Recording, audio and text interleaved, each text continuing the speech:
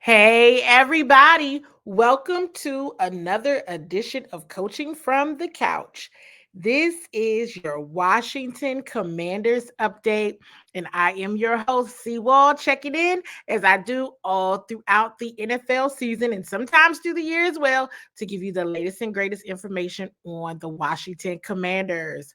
We are in week 7. Week 7, it is Commanders Alumni Weekend versus the Carolina Panthers. So we have much to discuss as always. I have to go through some housekeeping items first, you all. If you are watching on television, hello. You are watching on Verizon Channel 11 or Comcast Xfinity Channel 77. If you are subscribed to the Bowie_TV YouTube. First of all, if you haven't seen it already, we've reached 1 million views, or I guess at this point, it's over 1 million views. So thank you to everyone who has checked out the channel. Make sure you are subscribed. Share this channel with your Bowie, PG County, Maryland, all the things, loving family and friends, because there is so much on this channel for you all to enjoy. We have a ton of information. I promise you it's not just sports. You have a lot of great information here for you all to enjoy and just take advantage of. So once you get in here, make sure you look around for a bit because there's definitely something for everyone here. You all, okay, let's get into it. Let's get into it. But another reminder, you all make sure when the game is on Sunday, I do a live game recap on Mondays at 7:30 right here on the YouTube, or you can stream it through my Facebook. I'm always on the day after the game. So just try to remember the day after the Commanders play, 7:30 p.m. Eastern, you can tune in. Okay? So if you have watched this show before, you already know the format. If you are new here, let's go through the format. So I'm going to go through some clips, mostly of pressers this week. My Bowie TV colleague, Darrell Owens, has some keys to a victory over the Carolina Panthers. So we'll do that. And then we'll get into some more of the clips from the press conferences throughout the week. We have some clips from Commanders quarterback Jayden Daniels, of course, head coach Dan Quinn, and from the coordinators as well. We're going to go ahead and get right on into it. Make sure you have your pen and your pad, your notepad, your paper, because you all know I do my use your clues thing. Make sure you write down all the notes and all of the things, because some of the things we hear and we discuss, you may just see it again. You might just bring it up again, okay? All right, you all, let's go ahead and get right into it. I had a question for quarterback Jayden Daniels, and congratulations to him again, right? Another Pepsi Rookie of the Week honor yet again for Jayden Daniels. And I had a question for him on some of what was the most challenging for him to kind of conquer and get through with the Ravens defense. This show kind of still recaps what happened last week, but moves into week 7 as well. But definitely, I wanted to know Jayden's thoughts after he took a look at the film on what some of those challenges were. Check it out. Jayden, in facing the Ravens defense this past Sunday, what was the most challenging aspect of that for you? For them it was kind of frustrating for watching back at the game. We weren't that good on third down. They did a good job of getting off the field on third down. So kudos to them. Tipped some passes, got us in some third and longer situations. So just going back to that, watching the film is going out there. How can we be better as a unit? I think third down was one of the main emphasis that we didn't execute at a high level at. You all are going to hear me say this. If you joined the live earlier in the week, you heard me say this as well. We all know this, right? The Ravens are very, very good football team. Very, very, very good football team. So yes, the Commanders offense was definitely a little bit more three and outs than we've seen so far this season, but against a powerhouse of a team. Now, everybody's been talking about the run game. Where was the run game against the Baltimore Ravens? And Brian Robinson Jr. was out, as we all know. Dan Quinn answered a question this week about B Rob. He is listed as questionable for week 7 against the Panthers. So we'll see what happens. But hey, let's be for real. Brian Robinson Jr. was missed. I do have a clip of offense coordinator Cliff Kingsbury answering a question around the run game as well, because I would have liked to see tried to see a little bit more of Jeremy McNichols in that regard. But we know everybody missed Brian Robinson Jr. I'm sure more than anybody else in the world, he missed being out there as well. But check out this clip of head coach Dan Quinn answering a couple of questions on B-Rob. Winston, what do you anticipate for Sunday? Yeah, Brian had a good week, and so everything's trending up. We'll take him through tomorrow and into the game and see what it looks like. But it was a hard miss, last week, and so it's good to see him trending in the right spots, and we'll see him make sure he recovers and all the stuff into tomorrow and into the game, John. When you don't have him, what do you lose? I think there's he helps shape part of our identity, honestly. And sometimes the closer on these short yardage and goal line runs, that's really where sometimes you feel Brian's energy and toughness come to life. Sometimes his 2-yard run is as good as the 22-yard run. And those are some things that he provides with us. So if you all can imagine, if you already didn't know and notice, it's clear that Brian Robinson Jr. is one of those players that really is an example of the kind of football and the brand of football that the Washington Commanders want to play. So if he does, in fact, play this week, and of course, depending on how he's feeling, I would imagine a bit more of that short yardage, a bit more of just needing that 3rd and 1, 3rd and 2, 3rd and 3, and right there at the goal line, maybe when you see him get active. I totally agree, and I'm sure you all do as well with head coach Dan Quinn, that B-Rob's touchdowns, and it might have only been 2 or 3 yards, but it sure did feel tough, didn't it? Moving on to the next clip. So you all have heard me say on the live, and I even went on a whole rant, you all. I went on a whole rant. If you missed it, you need to tune in and watch that rant I went on, because I just could not believe all of the Commanders fans that were so upset by the team losing to a Baltimore Ravens team, top of the line almost in every category across the league right now, and just everything. There's the reigning NFL MVP leading the team at quarterback, and just masters of talent evaluation on their staff and coaching as well. And so I said, what's going on? Hey, it's not the end of the world, folks. It's okay. It's okay. But let me tell you who did not think it was okay. That is defensive coordinator Joe Whitt Jr. He did not think it was okay. Let's go ahead and jump to a clip from his opening in his press conference this week. There to have opportunity to win the game, and the thing that happened, we allowed 4 plays that, and I hate to keep coming up here and talking about communication because we've been good the last couple weeks, but 4 plays cost us the game, and I'm not even worried about the 3rd down penalties that extended drives. They didn't need any help, but that's football. Okay, sometimes you're going to get football plays and you're going to get a penalty here and there. They're going to get their plays in the run game, but we can't give them anything. And if we don't give up those 4 individual plays, we win that game. And so that's that. And I'll take responsibility for that, because they shouldn't make those mistakes. But defenses that we know, and we didn't get it executed. So we're, like I said, we're working to make sure we minimize those mistakes moving forward. But we can't keep coming up here. I can't keep coming up here saying the same thing. Got to get it corrected. We have a good football team, and we have to do what we need to do. From an injury standpoint, we lost a lot of guys, and so, but like I like to say, injury is just like blocking, tackling, running. All right, it's part of NFL football. So we got to give these other guys opportunities.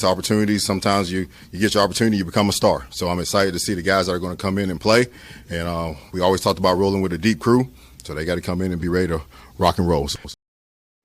So, any Commanders fans that watch my show, or you're watching now and were upset, guess what? You are on the Joe Witt Jr. committee of people that were very upset about that loss. Listen, I absolutely admire and love the transparency and the accountability of defensive coordinator Joe Witt Jr.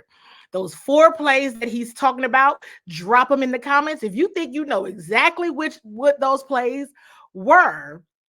But hey, he believes they could have those 4 plays, those 4. And it was so interesting to hear, hey, listen, it wasn't the third downs as much. Hey, penalties. This is football. This is going to happen sometimes. But there were 4 specific plays when he went back and looked at that film and said, those 4 is what cost us the game. And I'm looking at my notes here because just like, hey, I'm not going to do anything that I don't tell you all to do. So I take my notes and I use my clues as well. So we'll see if some of that is cleaned up. Joe Witt Jr. got into a little bit more of the specifics of what happened on a couple of those plays that he's speaking of. Make sure you have now this is definitely a use your clues moment, okay? So make sure you have this. Make sure you have it. Check it out. Is it what happens there? Because sometimes it looks like maybe a lot of guys are playing the right coverage and maybe Yes, one guy. What is it? So is that a communication or is somebody not recognizing? It's a little bit of both. Communication is sent, received, and acknowledged. So there was 2 cases. The communication was correct. That was sent. All right. It wasn't received by the person that needed to get it. And, bad things happen. One time, this communication that was sent was wrong. And the guy, he received it. And he played what was told to him. And we let a free runner go. And so either case, I got to do a better job of making sure that it's sent properly, it's received, and it's acknowledged, and we play it the right way. It's unacceptable. Listen, again, if you are one of the people, and listen, I'm still going, you all know how I do by now. I'm not going to change my stance. I said what I said. But Joe Witt Jr. has said what he said, and he's the defensive coordinator. So technically, you all need to listen to him. All right, listen to him, because there's certainly no moral victories around here anymore. But if you take a message and use your clues, sent, received, and acknowledged. In 2 of those cases, it was correct. It just wasn't received. We don't know what that means. What does received mean? Hey, we can go way down deeper. But what do you mean by received? Like, did they just not get it? Like, did the message, did the game or telephone just not go to the person it needed to get to? Or when it said it wasn't received, did they not understand what they were supposed to do? So that, use your clues. Perhaps question for another day. And another one, hey, look, here's another accountability point. The message that was sent was incorrect. Oh. Now, I only heard 3 descriptions. I didn't hear the 4th one. I think maybe he left the 4th one alone, because I think I could even guess maybe what the 4th one was. But I could definitely guess what the 4th one was. But 2 was correct, and the message wasn't received. Well, we don't know what the receive means, though. 1, the message that was sent was incorrect. Use your clues. 3 out of 4. He gave it to us. He gave it to us. So, moving right along. I asked the question on my page of what or who, other than Jayden Daniels, is your favorite Washington Commander right now. So many people mentioned Frankie Louvu. Frankie Louvu is yet again a game captain. Of course, he played for the Carolina Panthers, as did Jeremy Chinn. And all throughout the season, Frankie is noted as one of the players that plays the brand of football that they want to play and they want to be known for. But definitely, if you didn't, I posted about a part of this clip. If you didn't catch it, I want you to catch it right here on what Joe Whitt Jr. has to say about Frankie Louvu. Check it out. When everybody was putting the roster together back months ago and Frankie Louvu's name comes up, how much prior to that had you had a feel for everything he could possibly bring, and what was for you the process of being like, wow, okay, this is somebody that makes sense for us? First, Frankie plays the play style that we aim to want to play, and so, and I don't want to get into comparing players, but the way that we utilize Micah in Dallas is the way that we utilize Frankie here. We play him off the ball. We play him, you've seen him at the end. You've seen him at a 3 technique. You've seen him zeroed up over the center. So very, very similar to those things that we did with Micah. We blitz him when he's off the ball. He's a dynamic player. We try to get him on the back as much as possible. We try to get him on the lineman that we think he can beat as much as possible. So he's a stud that we tried to feed, and we have to keep doing that. And with Duran, obviously with John out, I'm sure more is expected of him. I know stats don't always tell the story. In this last game, he didn't record a stat of any kind in the standard book. Is that a reflection on how he played in that game, or is that just an aberration in terms of how sometimes that's going to happen. I'm not going to just dive into stats, totally. He's given us what we want for, the run game. All right, they ran for yards. It wasn't because of him. All right, it was some other issues that they ran for. So, he's one of our leaders, and he's doing the things that he needs to do. Yep. So I want to do this. I want to address that clip probably with addressing the Duran first, because I know a lot of folks, and I really appreciated that question because it's correct. People are looking at the stats and looking at the whatever's in the book. Okay, didn't record a stat. And this is a game where Duran was one of the game captains. So what does it really mean? So for Joe Whitt Jr. to say, but he is one of our leaders, he's doing what we asked him to do. There were some other issues there that have anything to do with him. That's just keeping it straight, no chaser. You all use that for your notes and your clues, because he said he's doing what we asked him to do. He's one of our leaders.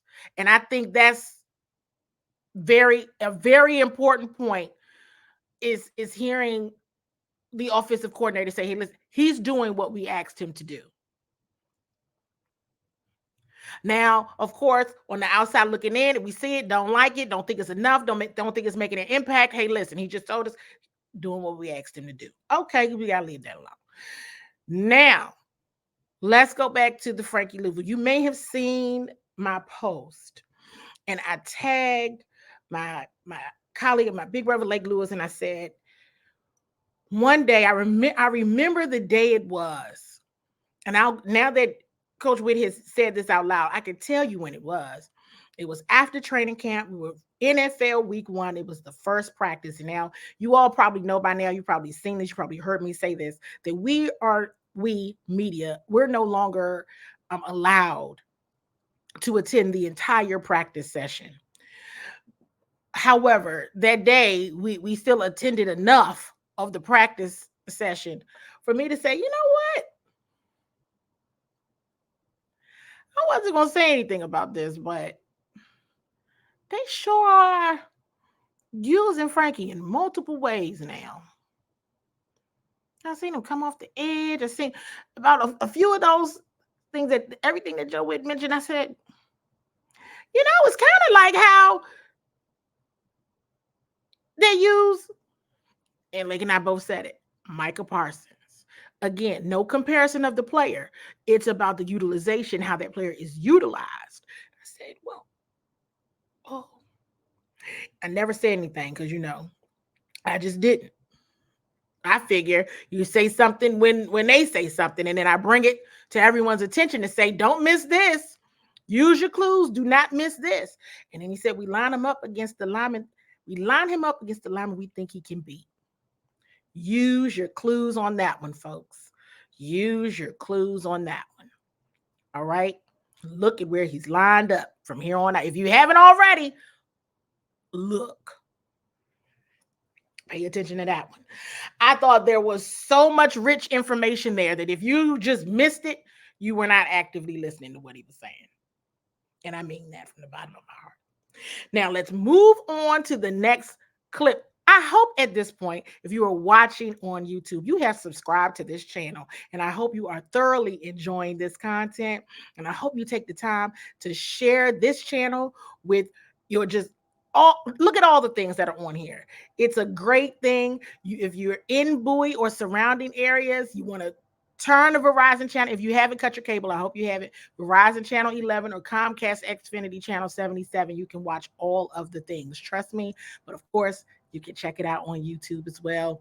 Hope you're definitely enjoying. Let's keep moving on. Joe Witt was asked about the interceptions. They did get one. They did get one against the Ravens, but check out his response here. Last week you were lamenting the lack of interceptions. You got one this week. Is that something that you guys spent extra time on this week? Is that something that you hope to build on? What can you take? No, we got one interception in 6 games. I mean, that's just not what I'm used to. And so it was a tip. Mikey made a really nice play. We got to get more, man. We went into this game saying we need 2+ turnovers, which we had one. We talked about their issues with putting the ball on the ground at times. The ball was on the ground. That would have been 3 points if we would have picked it up and went through 3 of our hands. And so that changes the game as well. But we didn't get it. And so once again, we got to make those plays when you have the opportunity. So listen, if you all haven't noticed, Joe Witt Jr. is a tough critic, isn't he? My goodness, he's a tough critic, but that's all right because that's a very good thing. Very good thing. Very good thing. And that means his expectations are high. He said 1 interception in 6 games is just not what I'm used to. High expectations, right? He said we went into this game saying we need 2+. There was a missed opportunity that he shared as well. There was a missed opportunity with the football being on the ground and them not getting it. I can appreciate the plain language sharing of here's what we need to do better. Because the reality is this. If that is where they aspire to be, let's think about the teams they've lost to so far. The Tampa Bay Buccaneers, the Baltimore Ravens, who will be battling it out on Monday Night Football. 2 playoff teams, 2 very good teams are having good seasons so far for sure. But if that's where the team aspires to be and aspires to go and compete at that level, you can't miss those kind of opportunities. And if you say you need 2+, you need to get 2+. If the communication needs to be corrected, correct it. Whatever the issue is, get that resolved. I could feel that energy. I could feel that energy from Coach Witt. Let me know if you could feel it as well, because I was like, whoa, he's not happy that the team lost to the Rays. He's not happy at all about this. So I want to go to another Coach Witt clip in a moment. Let's jump to some offensive coordinator Cliff Kingsbury clips. You have heard me talk about in previous episodes the creativity and just the overall learning that Coach Kingsbury shares that he gathers from other coordinators, coaches, all across different walks of life. So check out his response to a couple of the plays from last week's game. Just gives a little bit of just overall knowledge of the creativity that he has and how he leverages from his colleagues, because of course you should always leverage. of the plays you called last week, the flea flicker to the running back screen is one that got a lot of attention, and people are like, well, where did that come from? So, yep, I got to cite my sources always. It's a Jeff Brom play. He did it at Purdue, and obviously we have David Blau who played for Jeff Brom. So David Blau had brought that one up, and they threw it to a tight end. We ended up sneaking Austin back there, and it ended up working out. The guys executed it perfectly because they brought a pressure, which even made it better. But yeah, that's shout out Jeff Brom for that one. And then to marry it, the next play with Austin going out into the flat, even acting as if it's coming to him, and then here comes Diambi. I mean, how much, I guess, was it purposeful to marry it to each other, or is that just sort of the way it just worked out? Like in you have those scenarios in your head where you would sequence it, and then sometimes it hits. But if that screen didn't hit, then yeah, we weren't get to that one. So it just kind of worked out. We had that personnel group we could line up and get rolling again fast, and so it played out in our favor that time. Listen, I dig the creativity. I really do. I dig the creativity and using the brain power. It just goes back to show as well. There's a team, there's a staff, there's a coaching staff. So it's not all just Cliff Kingsbury. He's utilizing the experiences of the staff, of the players to execute things and execute plays and see if it works. And those two definitely worked. So it was very cool to see. It was like, whoa. And again, as Ben Standig said, it got a lot of traction. It was a lot of conversation around those plays over the week. I asked Cliff about Jeremy McNichols. You all have heard me talk about Jeremy McNichols. I think he kind of made his debut, if you will. You all saw him Monday Night Football to make sure that last play to Terry, that touchdown to Terry went smoothly. So, and you've heard Dan Quinn talk about Jeremy as well as being an example of whenever there's a next man up situation. Jeremy McNichols is an example of whatever you ask him to do, he is ready to roll. He's ready to go. Again, I wish that we would have saw some more of him from the run game perspective, and we'll get into that clip right after this one. But here's Cliff Kingsbury's thoughts on Jeremy McNichols so far this season. Hey there, Coach. Your thoughts on Jeremy McNichols so far this season? He's been great. Was impressed with him throughout training camp, a guy who stood out, who always knew his assignment, practices hard, play hard, whether it's special teams or running back, and just to have the limited practice reps he's had and be able to step in and perform at the level he's performed at kind of tells you all you need to know about him as a professional. And here is Coach Kingsbury's comment about the run game. Couldn't really get the run game going too much against the Ravens. Was that more about, obviously missing Brian Robinson's a big part of that. Was that more about kind of game flow or game plan? Yeah, they've been really stout against the run. We would have liked to run it better. There's no doubt. Hello, everybody. It's your man. Sorry, I was already jumping to the keys. I want to go back to the run game because this is a very important point. Couldn't really get the run game going too much against the Ravens. Was that more about, obviously missing Brian Robinson's a big part of that. Was that more about kind of game flow or game plan? Yeah, they've been really stout against the run. We would have liked to run it better. There's no doubt. We needed to run it better to win that game and possess the ball more than we did. We had our defense out there a lot because we weren't able to establish the run game. But just a combination of things. I got to call a better game. You know, Brian's a tremendous player, but they're also very good at stopping the run, as you can tell through their first 6 games. But we got to be better establishing that, and that's kind of set up everything else for us throughout the season, and we weren't able to do that last week.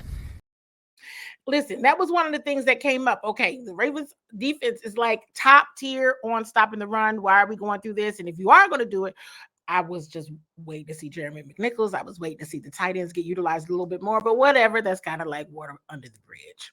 And you know, you all, apologies again for the glitch there. I was getting ahead of myself.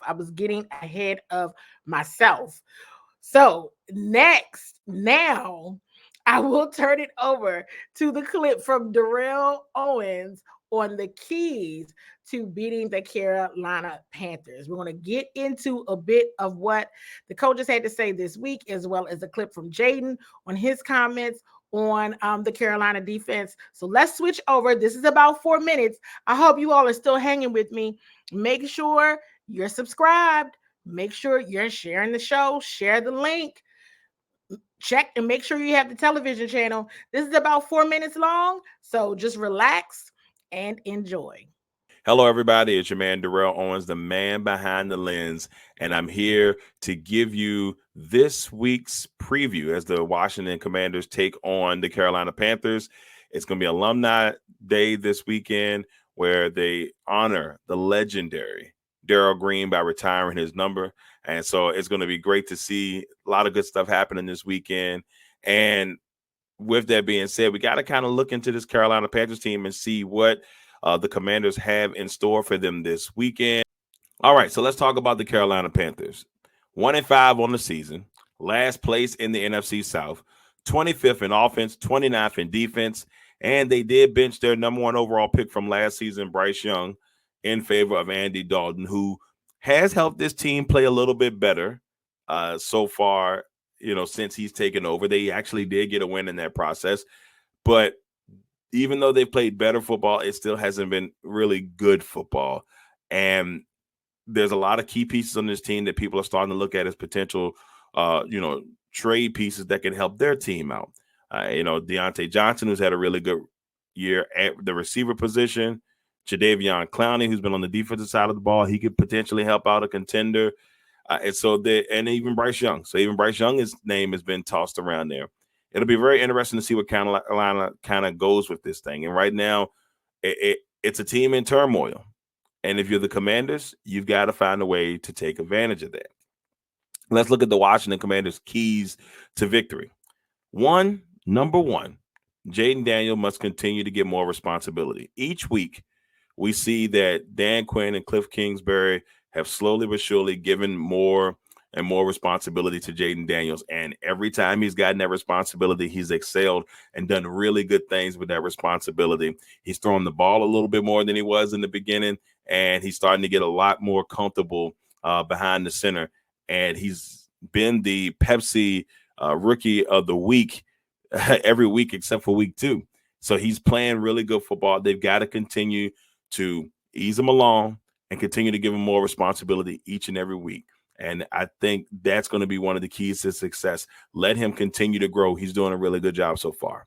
Number 2, Johnny Newton must shine in this game. He has to shine in this game. Now with Jonathan Allen out of the picture due to the pectoral injury, you got Johnny Newton who can now come in and be a very vital piece of that defensive line beside Daron Payne. So it'll be key for Johnny Newton to kind of step into that role and be that guy along with guys with like Fedarian Mathis, who I think will be another critical piece as well. So those two guys are really going to have to try to, make up for that spot with Jonathan Allen gone. And I think they can do it, but this will be a good game to start that. And number 3, don't look past Carolina. They have competed in these games. There's been moments where they've, come in there and it's like, okay, well, look at Carolina. They're doing a little something here. You cannot look past them if you're Washington. You can't look and say, oh, we're going to blow this team out. I've seen people online, fans, all that stuff talking about, oh, we're going to put up 55 points. We're going to put up 50 points. If you're Washington, stay humble. Keep doing what you're doing, but do not look past this Carolina Panthers team because they could shock people. They could shock people. This is still the NFL, ladies and gentlemen. So just, temper expectations on that. But if you're Washington, play your game, do what you've been doing, and just don't look past Carolina.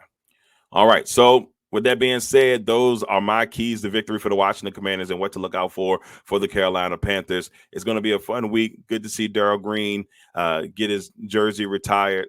Possibly, one of my favorite Commanders of all time. So it's going to be nice to see him get his due. And he's got a great first name. I know it's kind of spelled the same. I'm Darrell, but Darrell. That's besides the point. With all that being said, I'm going to head on back to Candy now, and I hope y'all enjoy the rest of the show. I'll see y'all next week for another preview.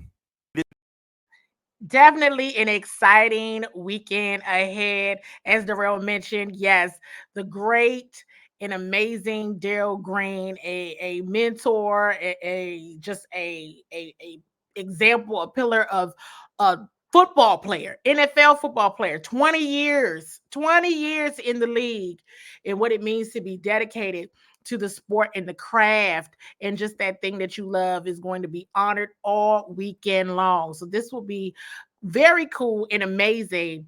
So many of the Washington Legends will be in attendance, you all. So to Darrell's point, number 3 of do not look past the Carolina Panthers. I am not one that believes in trap games. I don't. Because like people say, and I know it's cliche, it's the NFL, Yes, I don't believe it. But if there were ever a trap game, I would feel like this might fit the description, at least for right now. And as Darrell said, they still have to play their game. Stay humble, play your game. Every week you need to still be improving. Let's go back to Coach Joe Witt Jr. There's some things that he's not happy about. He was not happy about those things. So they still need to continue to improve and work.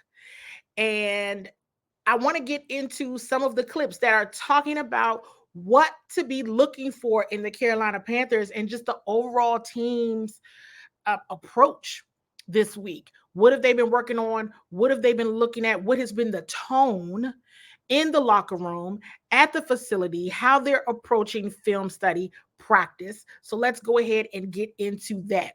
Now, this is a clip where I was asking Coach Joe Witt a question. I wanted to know about a little bit more, kind of pulling on the thread a little bit about some of the miscommunication that he was talking about. But then my next question was around Carolina's offense. So check this out. Coach, when you're describing some of the miscommunication challenges, is that kind of, when you look back at the film, was that some of the challenges you saw in the coverage of the Ravens wide receivers? So Zay Flowers. Oh, Zay just had a good day.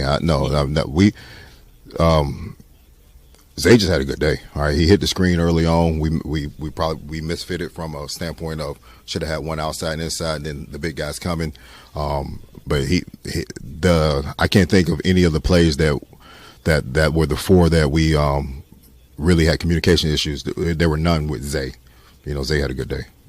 And what challenges do you see looking ahead to this coming week? What challenges do you see that the Carolina Panthers offense could give you all? Oh, well, the first thing, what's his name? Jackson, the young man, number 5. He is Johnson. So I hadn't seen him, and so everybody had been talking about how good he is, and I hadn't seen him. And then I put the film on, and I was like, oh my goodness. This kid can separate. This kid can play. He's been at Pittsburgh. I hadn't been around him, so he's dynamic. He's a dynamic young player that I enjoyed just watching. So the running back runs hard. He's really good. He reminds me of the guy from Arizona. Runs downhill. He's a puncture runner, sets the edge, and then he tries to get back down. They have 2 really good guards that can block and move people. Quarterback that plays on schedule as much as possible, that's been in this league a long time, been against him a couple of times, and he knows where to go with the ball. He knows how to get the run checks along with the pass checks. He's very smart. So they're offense that has weapons, and we have to make sure that we control them. First and foremost, I just love the overall already, and you'll hear this some more in some additional clips that I share here. There's respect. Again, yes, the Carolina Panthers are 1-5. Yes, they are. But that doesn't mean that you treat them any less than you do the Baltimore Ravens. And if you're fired up and feeling like you should have come away with a win in that game, then bring all that energy to Washington Commanders Alumni Weekend and bring it to the Carolina Panthers. When I asked Coach Witt about the miscommunication and then said wide receivers, okay, Zay Flowers. Let's point out Zay. Okay, Zay just had a good day. And if you go back to the live stream from earlier this week, that was one of the things that I was sharing. Everybody was mad. They need better corners. They need this, they need that. Hey, listen. That's Lamar Jackson, and Zay Flowers is very good. And like I shared on the live stream, wait, did everyone forget how great the Baltimore Ravens have been over time in drafting? So they chose him last year in the first round for a reason. exactly what you saw is what they intend on him doing during his career as a Baltimore Raven and just going to get better. He had a very good day. Now, they had an answer for him in the second half. And I posted that too. That was some good bump. All right. Zay Flowers and Mikey Sarenstill. I really enjoyed myself watching that. But listen, he had a good day. Coach Witt said it. He had a good day. We thought the coverage was good. We thought the coverage was there. I did talk to a couple of the defensive backs, and they said the same thing. The coverage was there. Zay Flowers is just, he's good. You had to switch things up, make the adjustment the best you could. But he had already had a day in the first half. So there's that. But then you turn the question around, because guess what? The Carolina Panthers got a receiver as well. They have a receiver as well. Yes, at 1-5, but they got a receiver. And they got an OG quarterback. All right? And Andy Dalton. You can't sleep. Don't sleep.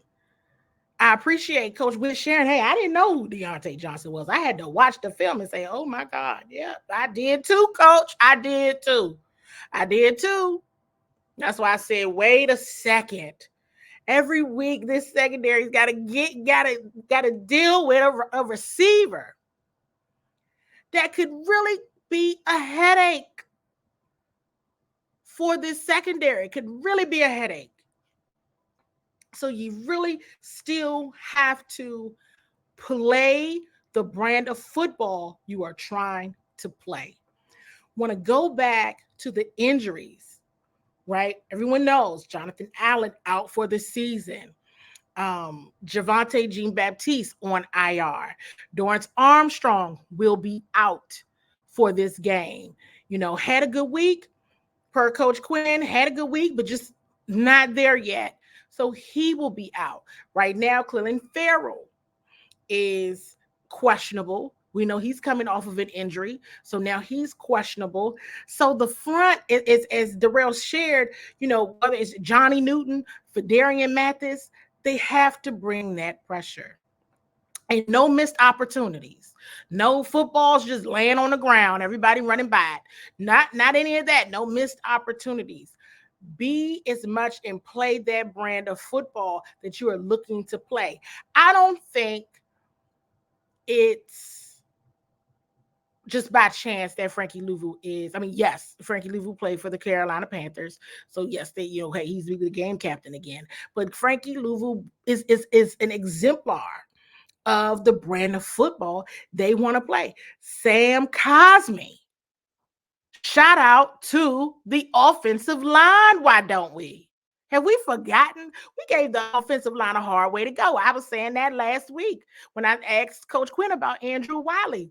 Give it up for the offensive line. Hopefully they continue on the consistent streak that they've been on.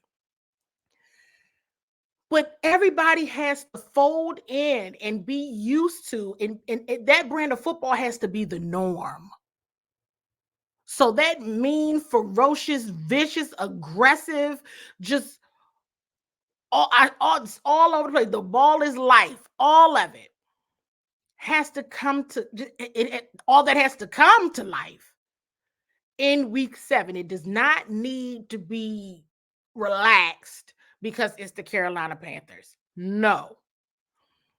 Because it's the Carolina Panthers, you should absolutely feel empowered to play the brand of football that you want to play. But you've been going against some tough wide receivers, and you got yourself another one this week. So use your clues. Take your notes. If you've watched this show, make sure you tell everybody look out for Deontay Johnson, okay? Look out, because this could be a long day or a long half. And everybody watched that last week. Don't watch that again. So let's move on. I asked Dan Quinn a question about special teams. Here's something else. In watching the film and just doing some research myself on the Carolina Panthers, they're quite good at special teams. And you all know I'm smiling. And if you've watched previous episodes, you know why I'm smiling, because I like special teams. I always say that is the forgotten about unit. because that's always an opportunity to make an impact on special teams. So I talked to Dan Quinn, asked him about that in his press conference today. Check it out. Hey, Coach. So what have you seen so far from the special teams unit, and what are you liking or needs improvement there for them? Yeah, this is a really fun matchup, Candy, on the special teams side. They actually kick and return, almost in a similar fashion than we do. So I think what you'll see in this game will be probably more like a few weeks ago, Cleveland covering kicks, bringing them out, all that. So I think both teams have good special teams groups, veteran punters, guys that can work all the way through, good return game. So you're on it. This is the game within the game. Guys like Ballore and Walker and Reeves and J-Mac, Yankton, all the different ways we feature those guys. It's a big deal, and it'll be that way again this week.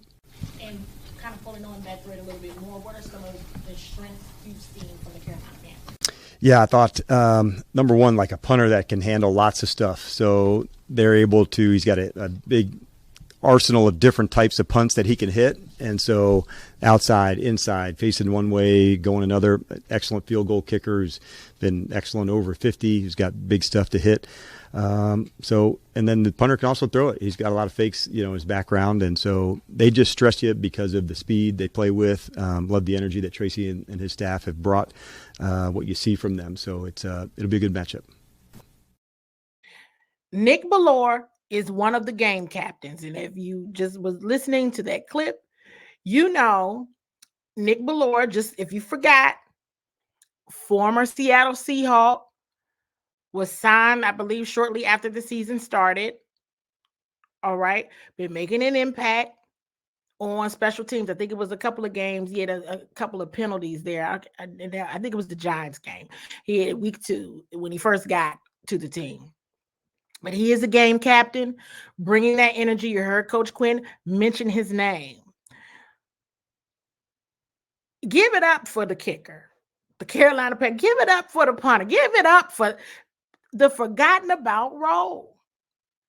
Coach Quinn is telling you, hey, this person got some tricks up their sleeve. They do a couple trick plays. All right. When you hear coaches talking about trick play, they got to look out for this stuff. You heard? So keep using your clues. You've already heard Coach Witt talking about Deontay Johnson, talking about Andy Dalton.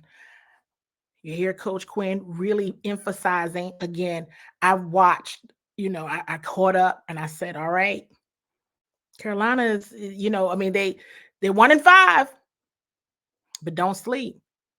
They're very good special teams here. They're very good. And if you're not prepared for that, you could, that could be very much so a difference maker in your game for sure. I asked Jayden Daniels about what he sees in the Carolina defense as well. So check out his response here. Good afternoon, Jayden. So far, generally speaking, what do you see in the Carolina Panthers defense? Yeah, a team that is able to fly around. J.C. Horn is a good player, very physical, and they like to get their hands on the ball. They're a good tackling team. There's not a lot of missed tackles that they miss, so go out there, man. How can we break some leverage and get some extra yards after the catch, after the run? So it's going to be fun to be able to play against them this week. So that was David Harrison's question. I asked a follow-up to that afterwards, which I realized I don't have here. But it was more so in terms of J.C. Horn, which is another player that you all have continued to hear his name. And shout out to David Harrison for asking that question, because then again, here's another name that comes out, right, to use your clues on. Here's another player that you have to look out for. We all know the relationship that Jayden is building with all of his offense and all of his teammates overall. But when you start to say, okay, the connection with Terry, JC will more than likely be following Terry. All of those things, this is going to be interesting to see how the offense adjusts, because they know they do have a playmaker in their backfield on defense on the Carolina side. So again, 1-5 aside, 1-5 and rankings aside, you have to be prepared for the playmakers going to jump to Dan Quinn's presser again. Check out these questions from Big Bro Lake Lewis that he had for DQ today. Very interesting responses from DQ to Lake's questions. Check it out. Coach, sometimes teams find themselves after a loss as opposed to wins. And last week you battled the Ravens tough. I mean, did you feel like this week you saw more of an uptick in the team that maybe we are pretty good, because you battled with the Ravens so well? Yeah, I get what you're saying. Like our first heavyweight fight, and didn't come out like we wanted. But I felt in the locker room, a lot of people, we got to learn from this. And so then as the coach, you want to say, well, what did you see? And so what I saw on Tuesday was a lot of people in here getting right, doing their workouts, treatment, film study to get ahead on the next opponent. So we knew we needed to find another gear that we can get to. And we knew there was going to be lessons here for us, but we didn't take it much past that. Honestly, we said we missed the mark, but, there's a lot to grow from. And so that's really where we dug in on. And we really pushed it hard this week to find areas that we could improve upon. Spent a lot of time on third down, spent a lot of time in the run game. So, those are the emphasis that we made, and I'm looking forward to seeing those things, make their way into the game. And when you emphasize it, then you want to go do it. And then also just one last one. The Panthers, obviously, they're going through a lot right now. And, but when you look at them on tape, are there things that jump out that they are doing well that maybe people don't talk about? Yeah, for sure. I think, one, they're a really good tackling team. And that shows just, the amount of missed tackles they had. I'm sure they're in the, top 4 or 5 or right around that space to go. I like their special teams group a lot, what they've added to it. I think from the running game, they've got good offensive line. Johnson at receiver and the size they have at receiver. So, I got a lot that I like about their club. They play with toughness and finish. So, this is a team that has, really talented guys in a lot of spots. And I think offensively, like I said, the running back, the offensive line, that's a tough group. And it shows, the way they run it. And if you look back, I think Hubbard might be number 2 or 3 right behind Derrick Henry in terms of, since the early part of the season, the guys who really get down. So, we're ready for the challenge. We're certainly expecting big-time fight, and they'll get one back from us. Listen. DQ said they got some guys that can really get down. All right. They got some guys that can really get down. And some of the things that he mentioned the tackling. That's something that Jaden Daniels also mentioned that he saw. He talked about the size at receiver. So again, if there's a struggling secondary on the Commanders' end, right? They got receivers with some size. We talked about the run game. He talked about the tough offensive line. He mentioned again that he really likes what they've done on special teams. So all of these things, use your clues, use the mention. This is not they 1-5. You'll beat them by 50. They may, but they might not. And you can't go into the game with that kind of mentality. I want to go back to what Coach Quinn shared that he saw, right? Let's talk about what he saw on Tuesday. Guys getting up on their film study, guys getting their treatment, guys ahead of the curve, if you will, on getting to know the next opponent. So what does that mean? On Tuesday, they've moved on from the Ravens. They've moved on to week 6. They on to week 7. On Tuesday, use your clues, everybody. So, hey, listen, on Tuesday, you should know that and to keep that in the back of your minds. On Tuesday, they back at it. Moving on. Ready to get to work on the next opponent, especially coming off a loss. It's forward movement only. You all, we are here. Commanders fans, keep showing up. I got a feeling you all are going to be showing up again at Northwest Stadium on Washington Commanders Alumni Weekend. I got a feeling you're going to be loud.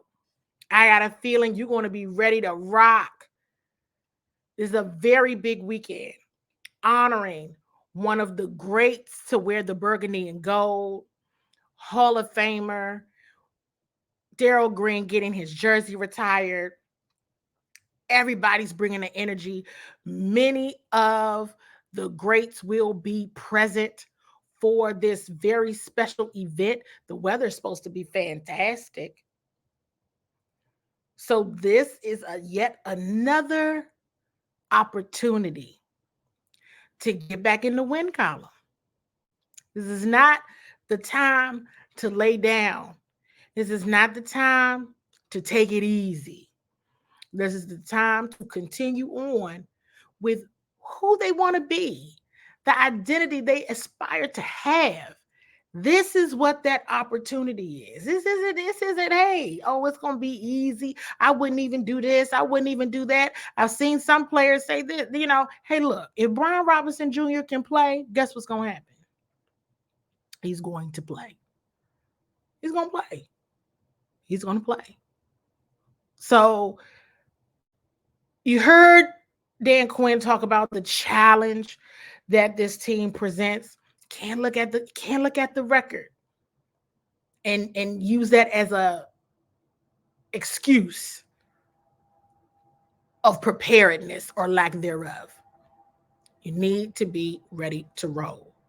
So, Commanders fans, let's see what they have. Let's see how they bounce back from a loss just up the BW Parkway last week.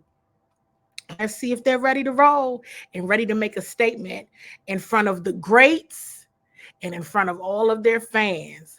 Big, big weekend and opportunity to bring the home crowd together, because I already know you all are going to show up big in this environment on Sunday.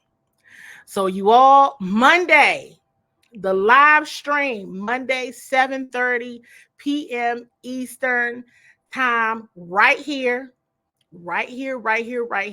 So make sure you all are tuned back in to do all of the live discussion. I promised you all some information last week, and I think it was so much going on. We're talking about the Baltimore Ravens that I didn't share it, but I didn't share it. I was like, okay, I have to remind myself yet again. Maybe I need to write it on a Post-it note.